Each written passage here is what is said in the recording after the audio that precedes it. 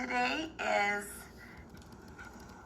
September 14th, 2018. Today's Dad's birthday, and he's been gone for 2 years. Ronald Carter Larson. So Mom is going to tell us how her and Dad met.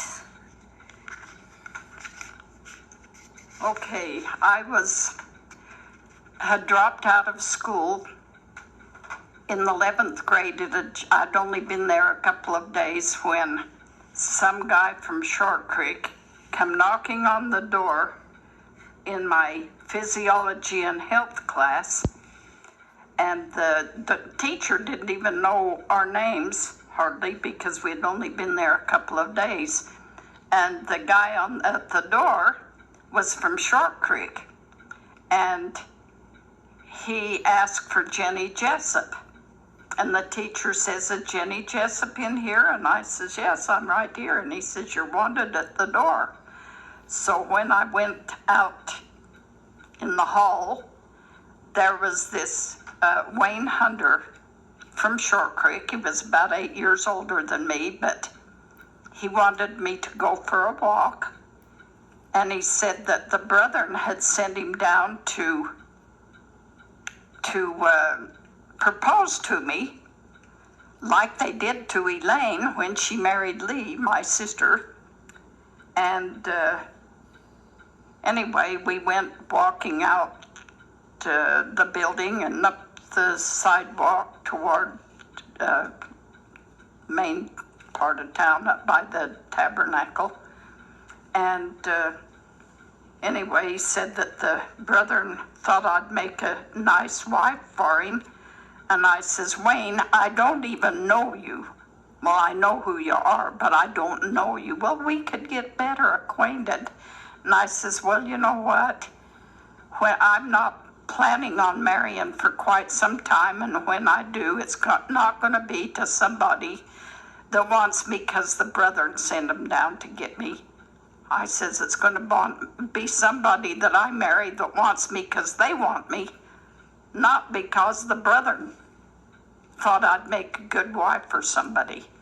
Anyway, ticked me off big time. And I landed up quitting school, and I'd worked at the Paiute Cafe in Cedar City that summer for Donald Dockstader, who was my brother-in-law Beck's brother. And they had told me anytime I wanted to come back, I was welcome to. So I decided that's what I was going to do. I was just going to drop out of school and go back up to Cedar City. And Mom wasn't very happy at me when I went home and told her I'd dropped out of school. I really hadn't. I was feeling her out to see what she'd do. And she said, "Oh, Jenny, I feel bad that that's what you did, because I wanted somebody in my family to graduate from high school. So far, nobody had. There was Rena and Arlene and Buzz and Elaine above me. But anyway, so I landed up riding back up to Cedar City with Joy Peterson, who was going up to Cedar for some reason or another. And he tried to talk me into going back to school. He says, "I'll buy you a used car if you'll go back to school." But I didn't want to do that.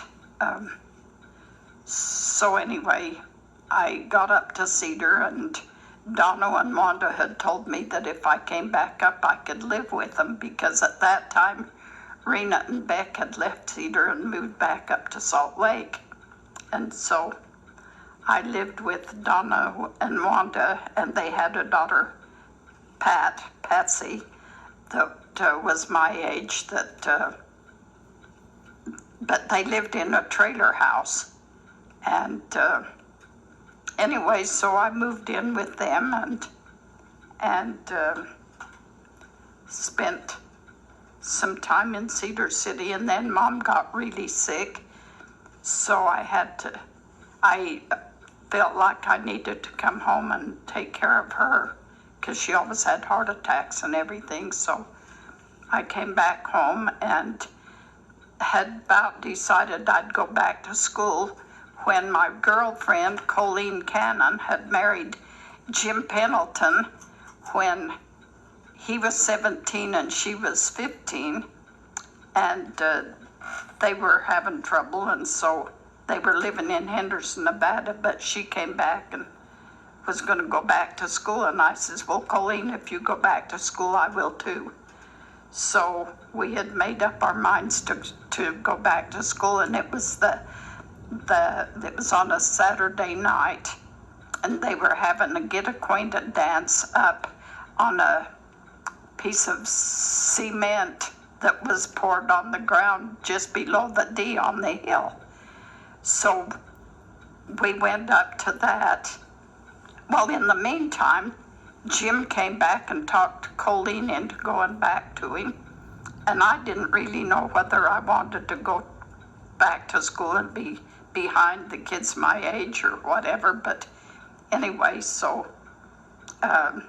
Mary Grace Sullivan and I were good friends, and we went to the dance that night up by the D. And then on our way home, Stan Shakespeare stopped and asked us if we wanted to ride. So we came back down off the hill with him, and Mary Grace got her dad's old Studebaker, and we went dragging Maine. And then as we were coming down Main Street by the old college, this car pulled up from the side street and started to follow us. And it was Doyle McMullen from Hurricane and Ronald Larson, but I didn't know who they were at that time, but they followed us home. Mary Grace brought me home, and at that time, we were living here at this place on 5670 600 South, but that was the last street in town at that time in St. George. And they followed us home. And so, well, Mary Grace had her cousin with her from Hurricane, and Lorraine, I can't remember her last name. Anyway, I thought that they would land up following them as they drove off, but they didn't. They stopped and talked to me. So that's how I met Ronald Carter Larson. And in the process of talking to him, he asked me if I'd go on a date with him, and for the next night. So I told him I would, and anyway. Where did you go? What did you do? We went to a dance. We went over to the Anderson Junction, which they had dances in the summer on Saturday nights, so that people from all over the area, from Tokerville to Hurricane to Washington, St. George, and that, all went up to this open air dance. And what? To get acquainted?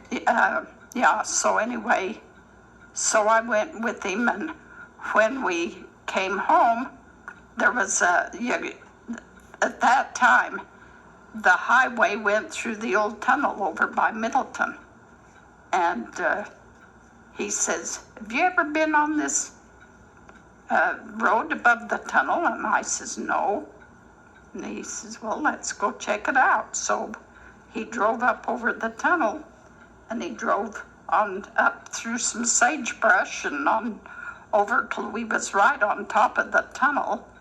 And anyway, he started to neck with me a little bit and kissing me, and of course I didn't mind that. But then, and I had on, at that time, we wore peg skirts. That was skirts that was about down to the middle of your calf of your leg.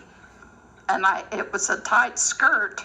Well, anyway, he'd been drinking a little bit, and he tried to lift up my skirt, and it scared me so bad that I jumped out and